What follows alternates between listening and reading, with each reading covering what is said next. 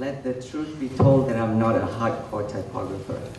I come from, as you have seen, the introduction that was given to you. I thought you can Google all you need to find out pictures or read up as much as you want to for Singapore. It's really a very interesting place, very small, and we have 4 nationally recognized languages, as you can see there. Malay, Chinese, Tamil, and English, with the English as a dominant language. So much so to a point that when the opposition had to rally people to support them, they also have languages in 4 of those. And when we want to warn people there's impending danger, 4 languages. So in fact, there is public holiday for every 2 days for the Chinese, 2 days for the Indians, 2 days for the Malays, and 2 days for the Eurasian. There you go. So you can't be more democratic than that. So much so to a point that even when I win a competition for a book cover design, I have to do it in 4 languages. Isn't that wonderful? See, there you go. That's what I was looking for. Clap for something. All right. So that got people going. Wonderful. So now a bit of a more serious stuff. Basically, I'm going to touch on these 3 points, and I hope it's something that's going to be a bit relevant. It basically came from my experience being somebody who's been drifting since the age of 18. I left home, and I've been traveling a lot. I've been to places, and I'm now in Singapore. I'm calling Singapore home, and I'm teaching on top of it. So the school that I'm teaching at now is, the introduction was given as the art design media, so that was back in 2003. I've since moved on to another school within the university, to a communication school, because you know what? I love challenges. Teaching to a bunch of art design students is very much like preaching to the choir. It's captive audience. You don't really have to do anything to them. Even if you say something, they will do it. And if you don't say anything, they'll do it. But trying to teach a bunch of communication students how to understand, to put together type and images, to communicate so they can use it on campaigns, advertising campaigns, social messages, PR campaigns, broadcasting, that's a bit of a stretch, to say the least. So I'm here to share my experiences, my stories with you. Hope you could find it a bit inspiring. It sure is for me. So these are the things I'm going to talk about, the challenges of going in terms of having this universality. The concept is basically philosophical. The idea that universalism is it's a concept, you think of it. It's about fact that can be discovered and therefore understood. Okay? So it's actually that simple as a framework. Alright, so let's see what are some of the things. A sale in Mumbai is a sale in Brussels, is a sale in Barcelona. You could say it in Spanish, you could say it in Hindi. It doesn't matter what you say, but people love buying stuff. Because when you are able to send across the message that you save money, people tend to, like that. I've seen countless married men and boyfriends waiting for their girlfriends outside of malls because they just love shopping, and there's a lot of malls in Singapore. So if you ever come to Singapore, you should do shopping and check out the type they use. All right. So there's something very universal, not just about the sale, it's actually the message that you get to save money. And it gets manifested into these typefaces that you see here. So I would say it is really part of most of our lives. Most of you here, I regard everyone here, I don't care who you are, practitioners, students, future inspiring designers, whatever you're going to be, you are all hardcore. So it's easy to just say this to you and it makes a lot of sense, but to most people, they just see letters. Will this make any sense to them? It sure did to me when I have to travel, and for my job, I am required to travel. These are some of the places that I've been to. I sure would like to go beyond that comfort level of the equatorial, go beyond. I think the furthest I've been to is, at least in my memory, distant memory now, is Moscow. So, and I've been as far as Australia, as they would say. But when I get to Japan, it's quite an interesting place because this is a country that basically has 4 systems of writing. It's quite interesting because I only get to read the Romaji, which is the Latin characters, and you see that kanji, which is the Chinese character, is widely used, and they also have hiragana for Japanese and katakana for foreign letters. So it's a combination of all these, but what happens is when you walk around, especially nighttime, you get this beautiful landscape of a mixture of typefaces. It's such a visual treat, and I love it. But when I look at some signs, I'm not quite exactly sure what it means. Is that a bicycle-free zone, or you're not supposed to push your bicycle here? I'm sure there are people who can read Japanese here who can tell me that. But it becomes a challenge when you have to travel and they don't speak English. And rightfully so, the environment will reflect that. So when you travel, what do you look for? You need to find places where you can eat, places that you can at least go get some money because you want to continue shopping.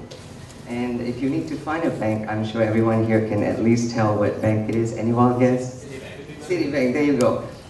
You can tell because it uses a lot of elements that you can otherwise find in things that look like a C to you. And is that letter 6 or 9, number 6 or 9, whatever. Luckily, there's a city there, and I got it. But I immediately got it from far because I saw the color scheme that they use, the typefaces that they use in Cyrillic, which is very, very different than the English alphabet. It'll be interesting too to check out the enforcement. Cities need to show that we are in charge, and if you're in trouble, we're here to help. And they have cars that would basically show that authority. And if you see at the top left, it's Singapore's, very docile, very sterile. People say there's almost no crime in Singapore. I think the car kind of reflects that. If they have to chase down some criminal, I don't think that car can go very fast. Compared to NYPD's, that thing looks like you better not mess with the policemen in New York. And then next to the one is South San Francisco, which is the airport, not San Francisco, but southern part of San Francisco. Japan's, I thought, is beautiful in terms of the way they kern the letters. Everything's just rightfully flushed. The romaji and the kanji is actually flushed, and it has this almost yin-yang effect to it, just beautiful. The one in the UK, that BMW, looks like it's ready to swim the English Channel. Okay, so sometimes I apart from pleasure, business, I also do some pleasure travel, and Korea is one of those places that is always very interesting because in Southeast Asia, especially some parts of the world, this Korean wave is very big. People love Korean dramas, even Korean plastic surgery. I've read of stories of husband who accused their wives of sleeping with another man because when the baby was born, he said, "It didn't look anything like me. Oh, I'm sorry, I forgot to tell you that I actually fixed my face." So things like that. Any Korean here, please, jokes. But you can see from here that this is actually a sign that anyone can tell if you have that midlife crisis. This is where you should go get your hair transplant. It's so easy, it's so well understood. I don't need to know Korean, but I can definitely tell where to call. And when I was at the Underground Museum, there's this beautiful, almost sculptural quality to the way they revived this Hangul, which is this native text that was invented in the 16th centuries, I believe, by the second king of Joseon dynasty. But it was not really used because the Confucius literates in Joseon dynasty, which is today's Korea, North and South Korea, felt that it's like Latin. There is more soul and spirit in something that's revered. So they only switched to fully using these characters in the I believe the early 20th century. I may be wrong on that, but it's been a very strong focus to use those characters. The one that's on the lower left is something that I caught outside a mall, which I thought is interesting because it just looks really nice. It says the name of the mall. The one on your right is actually this metal cover that they use to cover up the trees so you don't actually step on the grass and stuff like that. And it's just beautiful the way the type was put together. I was experimenting how to write my name in their characters. Korea is a particularly inspiring place for me. And I always walk around with my camera, even though it weighs me down. I have a big camera. But it takes beautiful pictures. So when I saw this crack on the wall, and it's by a temple, and it has this saying that goes something like, water in balance does not flow, whereas a person in balance maintains composure. I said, wow, I actually translated that. But I could kind of read the characters back in the times when they still use a lot of Hanja, which is Chinese characters, which is punctuated with their characters. So that became my inspiration for a poster that I created. So it was heavily photoshopped, but at least hopefully it looks real. I didn't actually physically try to glue letters there. I think they'll put me in jail for that. For that, I came back to my comfort level in Singapore and I used Photoshop to do that. But I was so inspired because of this trip. Let me just do a wild guess here. Before the conference, I went to a restaurant and they actually have Chinese food.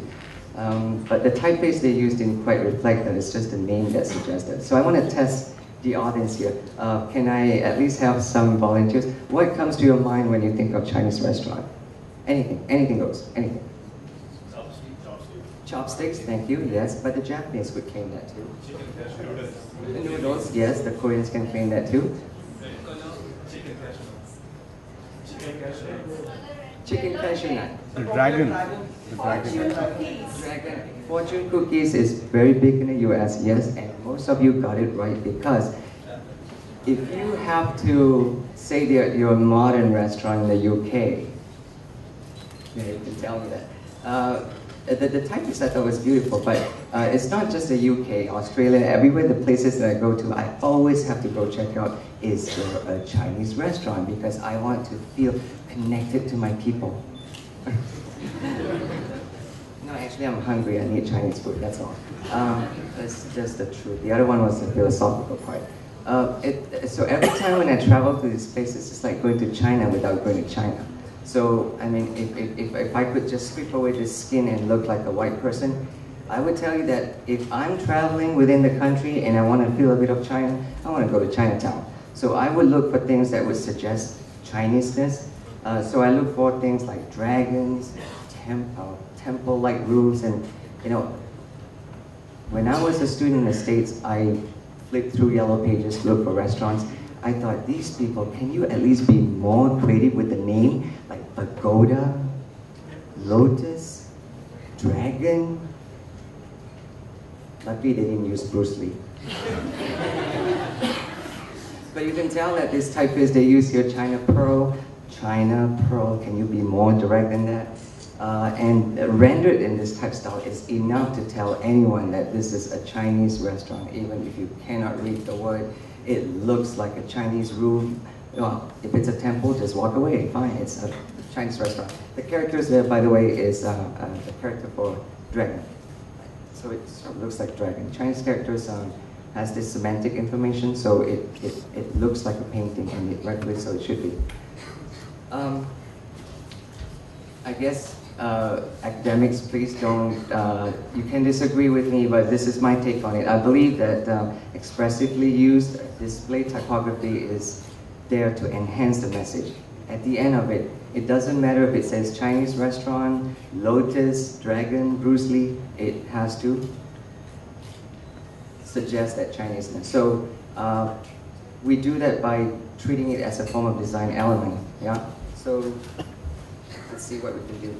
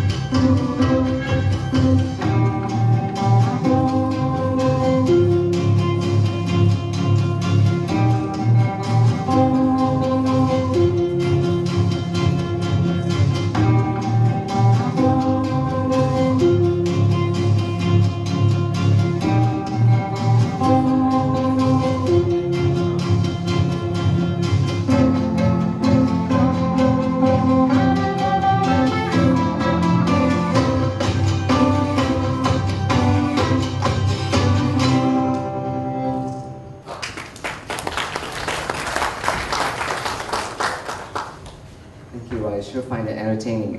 This is actually a video clip that accompanies some posters that was created by this agency in Spain, Atipos, if I said the name correctly.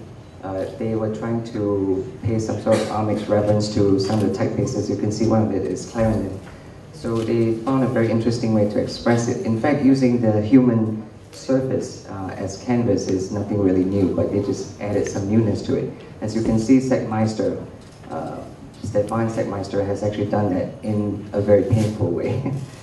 If you know what I'm talking about, he actually had people cut letters into his body and then he took pictures of it. And actually, if I could appear in just about any design book, I would do it too. So his poster was featured in most design books, reference book. But it's interesting to just sort of look at your body as a canvas, and people have tattoos on, parts of their body. I mean, that's a form of, painting.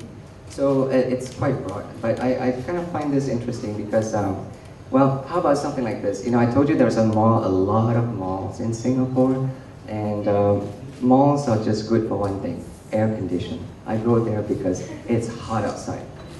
But sometimes they have interesting things, and I happened to come across this. I couldn't quite really tell what this is. At times when you see using these expressively as a design treatment, legibility becomes an issue. I don't know at this point if you can still tell what this is. I'll give you a hint. Zodiac. Europe. What year is it? It takes a lot of struggling. At one point I was thinking of excluding this because... Snake. What is it? Snake. That's right, Year of the Snake. This is the Year of the Snake. But what they were trying to do is to mimic some really old Chinese script. But, well, I guess we could go back to that. But it's kind of hard to read because, they sort of jumble up the mess. It's just a mess. But arguably, you can also say that type has been created as type as image as type. I think some of these images are copyrighted. I actually have the reference in the back, so if I may just ask for cooperation, if you need to, I guess we can talk about that, but try not to put it on Facebook, just as respect to these people. But anyway, the purpose, I guess, this is an academic conference in a way, I guess we can share this. So I want to share that there are some typefaces that are treated beautifully, and we're trying to tell people that you can regrow your hair. I mean, we're trying to put it in a message to tell people that let's grow your hair with our products. I mean, it has a very consumeristic view to it, but it's just beautiful to look at. So it'll be very hard not to pay attention to something like that. You can also treat type as a texture. In this case, this is for Australia Post. If you really want to touch someone, send them a letter. These days, nobody sends letters anymore. It particularly annoys me when people send me digital greetings. Like, just pull up a piece of paper and then just say, "Happy birthday, yo," and then just drop in the mail. I'll be really happy. But if they could do something like that typographically, I'll be happy too. So type could be treated in so many different ways. It's basically used to communicate. So as designers, we have definitely explored many different ways to treat type, using it as ways to communicate. These are some of the projects that our students did at Nanyang Technological University at the Wee Kim Wee School of Communication and Information. That's a mouthful. But at the end of their 4th-year journey, what they also do is basically like what you do here. They have to produce a campaign. In this case, most of them who major in public and promotional communication in the tracks of advertising and promotional advertising and PR would take on a social campaign. Yeah, so basically it's a team, as you can see here, a team of 3 to 4 students, and sometimes if you're in the journalism track, it could be a single one person. But the division that we're in, there are 4 students, up to 4, to tackle these kind of issues. So they have to go out and find sponsors. They have to, it's quite difficult for them because we do grade them in terms of media picking up, whether, I was really happy, I was checking my email and my students was working on trying to get young people to date in Singapore, what's actually picked up by the media.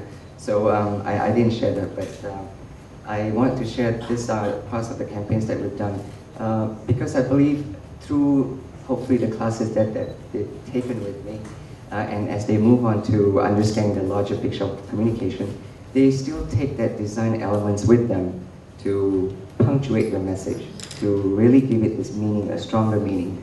And it's really important because if you're trying to dress up, pardon my expression for using the word, sometimes I see it as a way of beautifying the message. It has to be done as such that it touches you emotionally. And I think most of these do, through the colors they use, the typefaces they use. And as I said, these are communication students. It's not easy to get them to understand how type and images work together. So if they could get this far, at least I've done my job.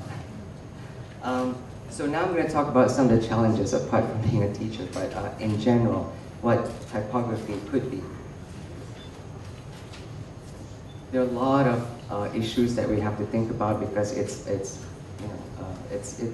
challenging. We're all very tempted to read this as God, but it's actually written as G plus a dot O dot D. It's goods of desire. Anyone from Hong Kong, or at least who have stayed in Hong Kong, should at least know that there was a shop called Goods of Desire. And what they do is, this is actually the door panel that they use to decorate the store, and they would have these intermixed between Chinese characters and Latin alphabets. And if you read G-O-D, and if you read the Chinese character in Cantonese, where this is actually originated from, you would read as G-O-Dik, G-O-Dik, G-O-D, G-O-D. So you get that. So there's this homophonic pronunciation that makes it really rich until they start to expand to Singapore. And in Singapore, as you can see, as many languages as you can squeeze in a tiny little red dot. That's what Singapore is sometimes known for being small. You would read that in Mandarin. So when you read that in Mandarin, it becomes 住好的 or 住好地, like nowhere close to ji ho dik or G-O-D. Right? So you have this sort of geographical context. Even on this very minimal level, it affects the perception of what you think of the stories, at least in that dialectical sort of manner. So these are some of the issues. I know it's a bit wordy there, but I want to touch on some of the things that some of these I've already talked about, so over-beautifying of it, all these different demographical, economical reasons, sometimes political reasons, and big companies that come in and they decide to stay and they try to localize, that becomes a problem too. It's a bigger issue. I think that's a topic of a presentation altogether by itself, but I just want to a bit touch on that. But the more things that I think is important here is the issue of identity, basically how we would like to be. Sometimes I see parents, proud parents, my brother is a proud parent too. Oh, my princess, my beautiful daughter. That's how he would describe his daughter. And I'm the uncle, I'll agree. I will agree. I may not, I don't need to agree. But it's a matter of perception, right? It's a matter of how people would view it. So if you tell somebody this is your daughter, they'll say she's beautiful. So it's all subjectivity. So somebody may have an image that's very different. So that's just people. But what if you apply this to a brand? Right?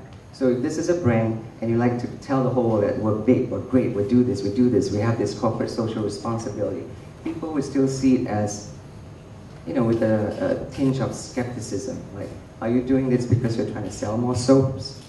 I'm talking about the Dove campaign, stuff like that. So there's this dichotomy between image and identity. Right? So then how do you then go about tackling that? One thing that I noticed is, of course I'm from that region, so Malaysia is this long stretch of peninsula before it reaches Singapore. So this long highway that connects the north to the south, it's a long stretchy highway. And what the company does that runs this, apart from using the Malay language, which is the national language of Malaysia, they actually would use something that I thought was a bit more global in that sense. So it's almost like a lingua franca to unite people who drive to understand that if you need to go through the gantry without being stopped, you can actually buy this device, and it's called a smart tag. And everyone in Malaysia knows what a smart tag is. Regardless of your skin color, regardless of your educational background, they understand what a smart tag is. And they also know what a touch and go is. Touch and go is the cheaper version of smart tech. Smart tech, you can scan from far. And then the gate just opens and then just drive through. You don't even have to stop. Touch and go, as the name indicates, you have to touch and go. So you stop at the gate, you touch the device, and it opens, you go. So I thought it's interesting to use these kind of names, even though they have a very strong, dominant Malay language. So I thought in order to do this, there has to be, I'm actually questioning, is there a need for a dominant language? If you still remember the dollar bill that I flashed at the very beginning, the 4 different languages, there is also the number 2, and it says $2.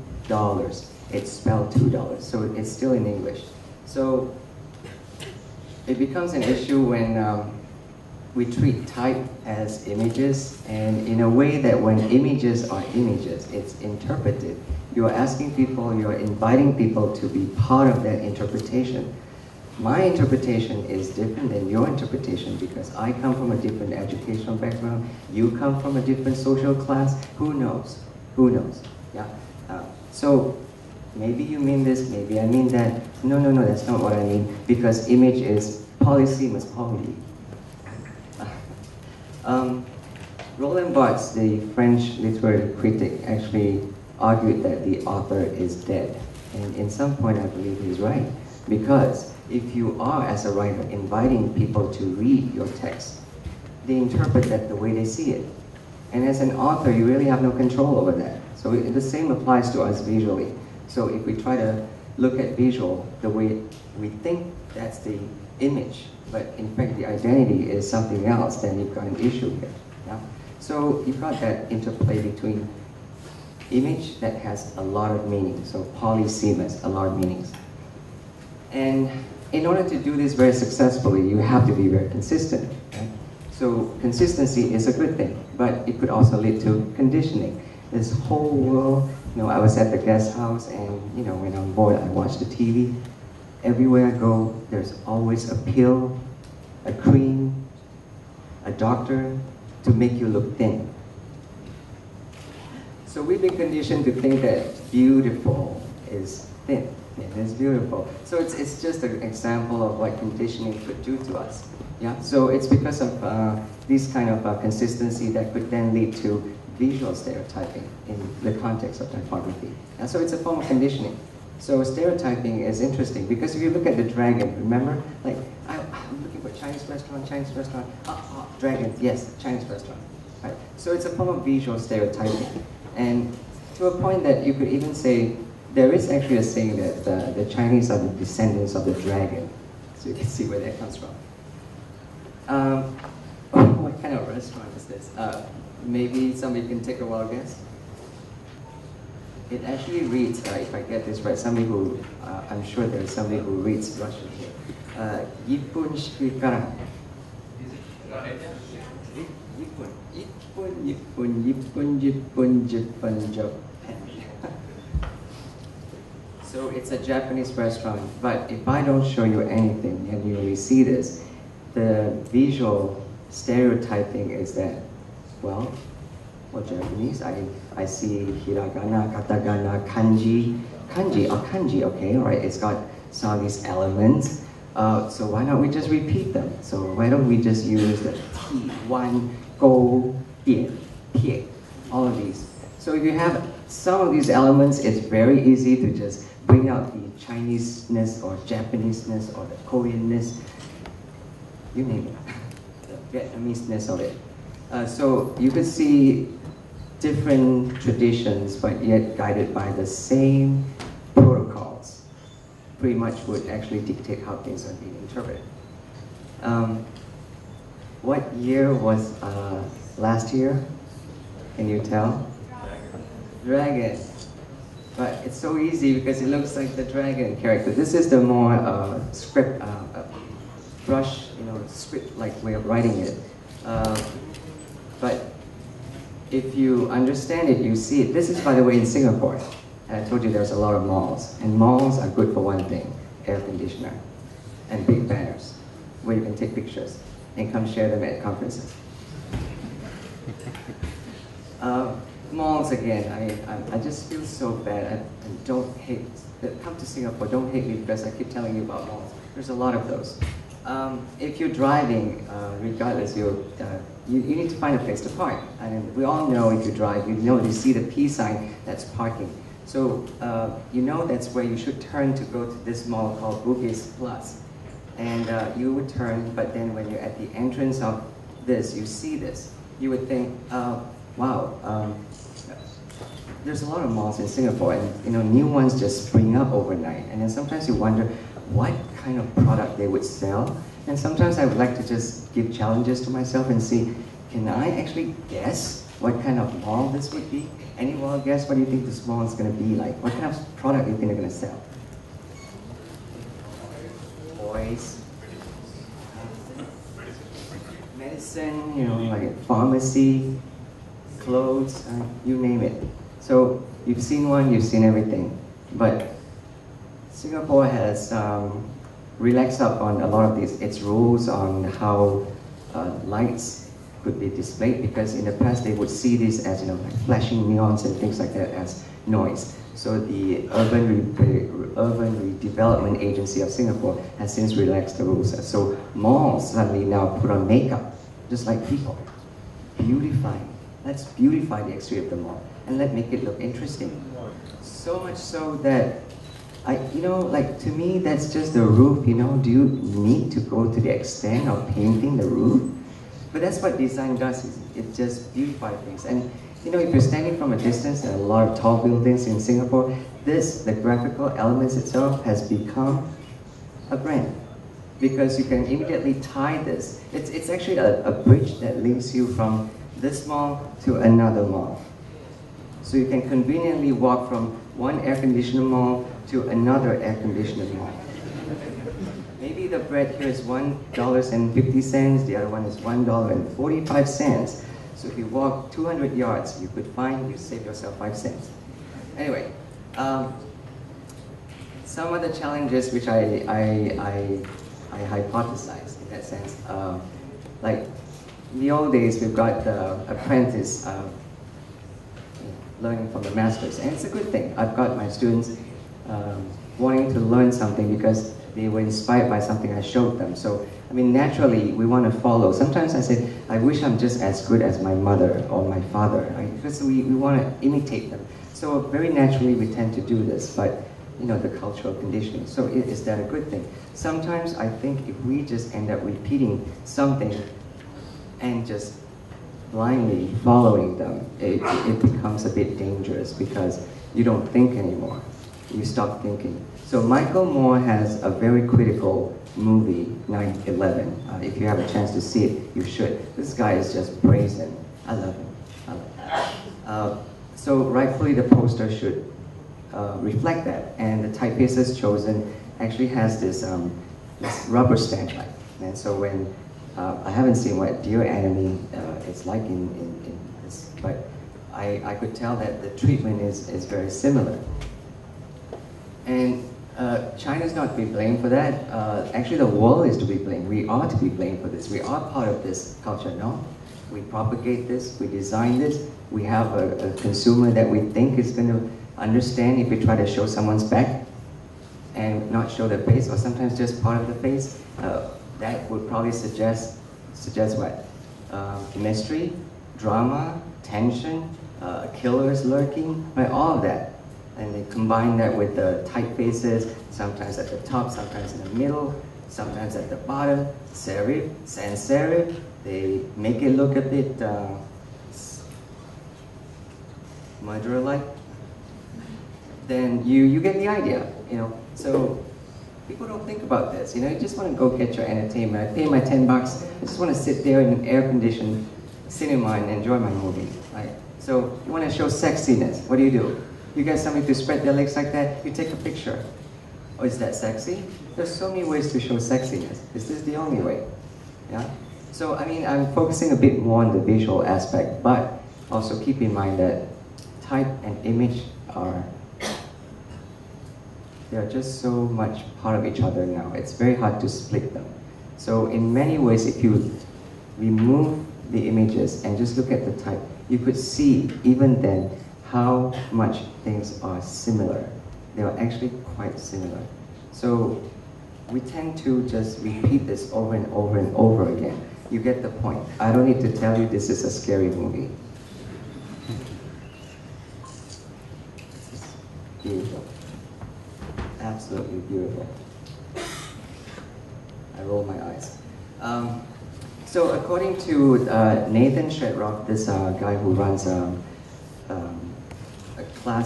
graduate class in Art Center in Pasadena, California, has written a book, and I thought it was interesting because he said that successful communication is really about understanding a framework of some sort. We need a cognitive model that we can relate to. These days, I'm sure it's so easy to walk around looking for a toilet, because they all look that way. It's designed that way. The guest house, the toilet sign, the guest house, I just love it. I actually took pictures of it because it's so different. It plays with a different form. This is where I think coming to India is so interesting because the rules of Hollywood doesn't apply here. So I learn new things. But anyway, so the cognitive model here is different than the one that I'm accustomed to. That's basically what I'm saying. But nonetheless, we're still referring to the same cognitive model that is used so we can follow it, understand it, there's no confusion, so we can duplicate it, so there's no more confusion, right? So it's all about communication. So if you see in that context, it all makes sense. But in making sense, sometimes I think we should just push the boundary and do something different. So how do we go about doing it and doing it different? In this case, making it different, promoting it. Let's look at a larger picture. How do we promote a country? I love to travel, and sometimes my pleasure of traveling becomes partly business as well. So I train myself to look at things. So this is actually a structural pavilion that was built specifically in Shanghai, China for the Shanghai 2010 Expo. If you have a chance to visit there, this is like one place where all the countries that, at least those are participating, were putting on their muscles, their financial muscles to tell China, please come to our country. This is who we are. We are Germany. We are Spain. We are Canada. I find it really interesting because apart from having to rely on technology to light this up at night, they rely on texture, they rely on fabric, they rely on material, they rely on craftsmanship, they rely on structure, they rely on mass. So it's just interesting to look at this. I particularly love this one because it didn't look anything like the one that has the German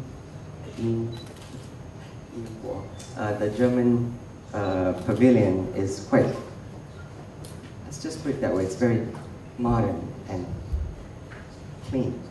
The one for Turkey, I've been to Istanbul, and I actually have personally experienced what life is like there, and I could really feel that.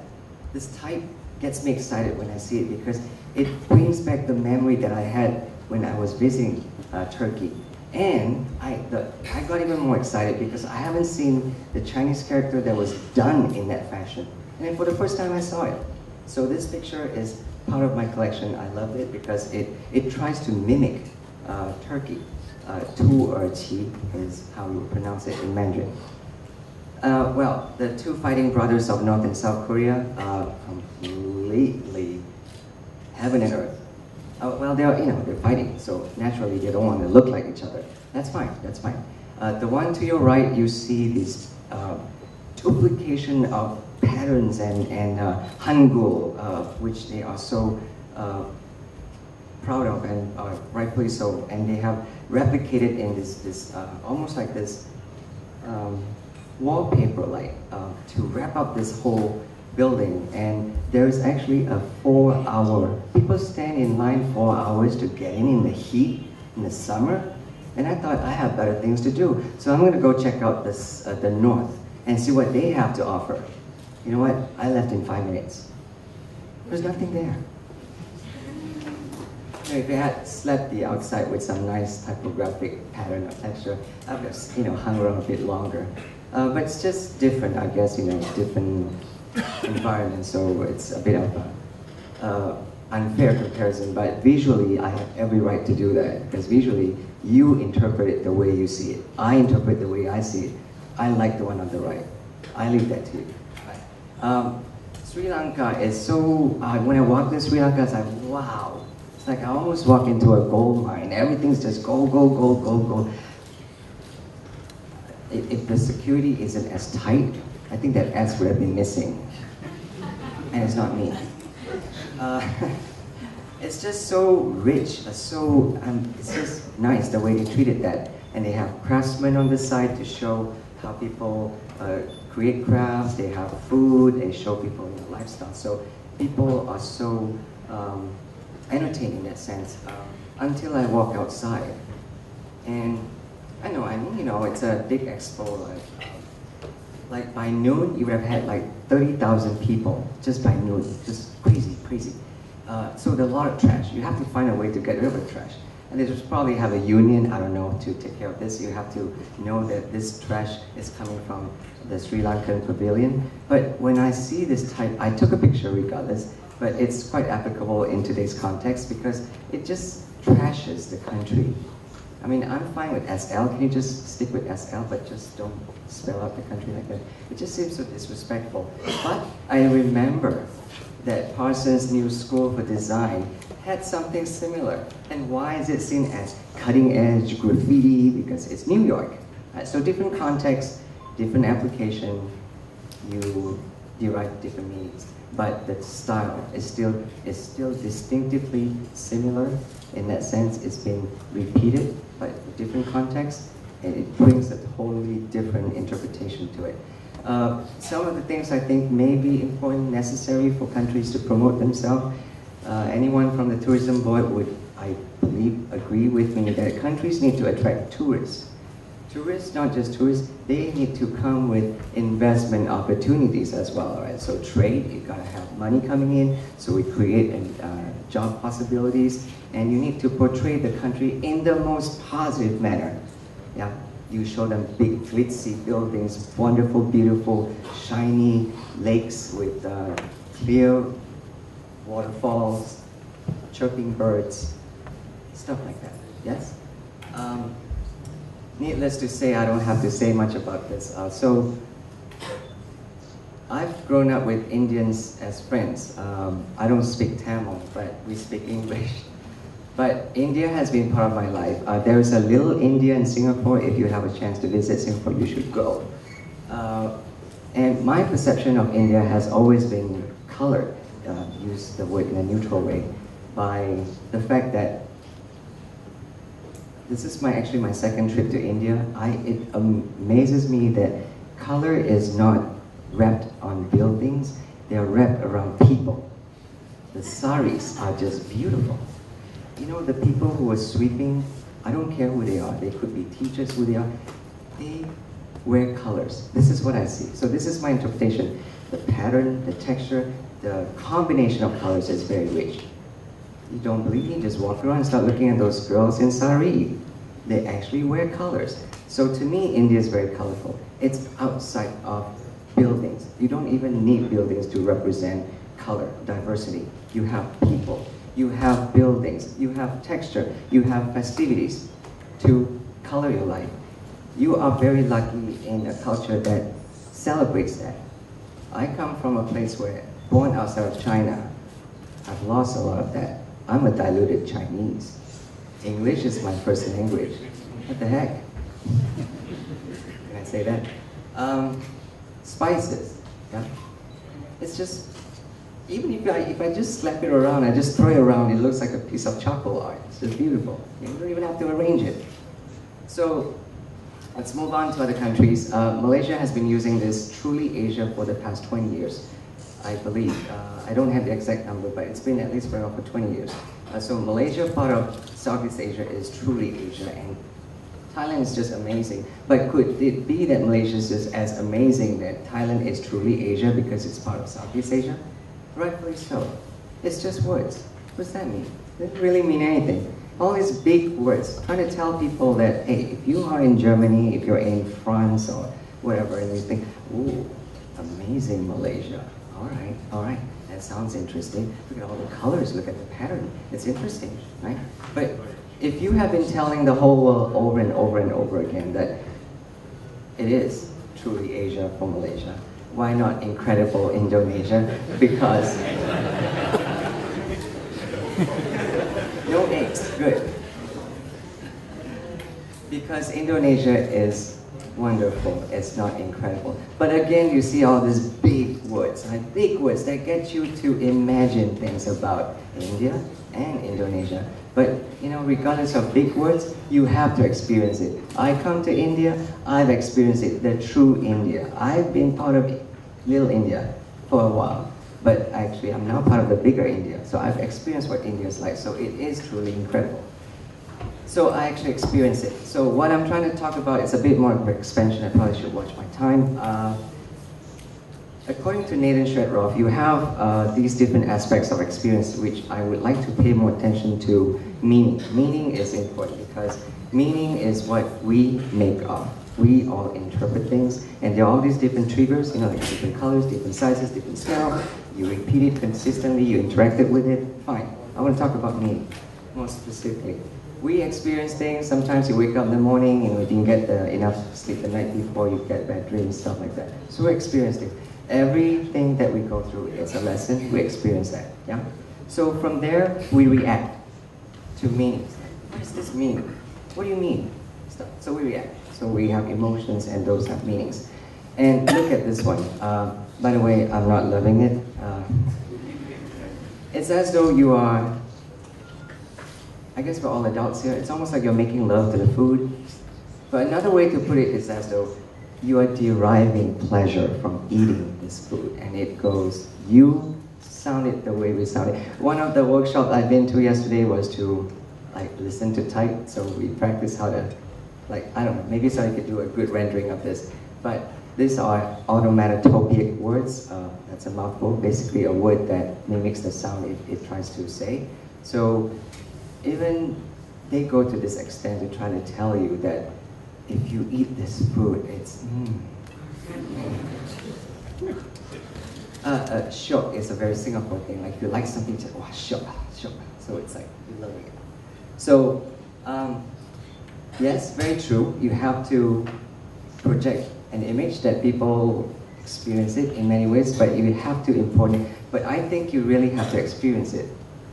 Those are my italics. Yeah?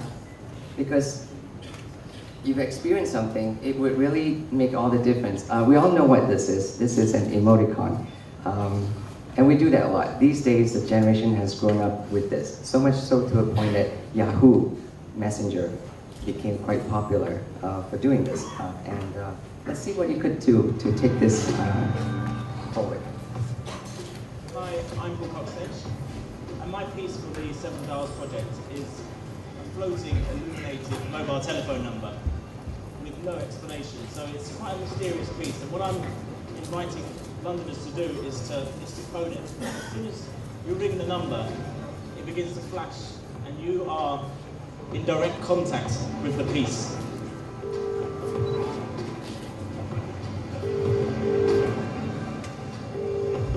This is Joanna Lumley. So what can I do for you? Oh, I know. I can make you smile. All you have to do is text.